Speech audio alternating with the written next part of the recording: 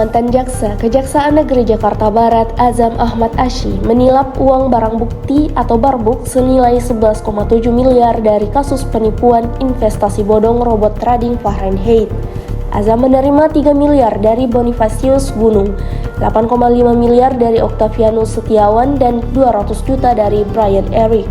Ketua Majelis Hakim Sunoto mengatakan uang pengertian yang awalnya 800 juta berubah menjadi 1 miliar pada sidang perkara di Pengadilan Tipikor Jakarta Pusat Selasa 8 Juli 2025. Menurut Majelis Hakim, negosiasi ini menunjukkan pembagian keuntungan yang substansial. Untuk menyamakan transaksi, Azam memerintahkan pegawai honorer Andi Rianto membuat rekening Bank BNI atas namanya.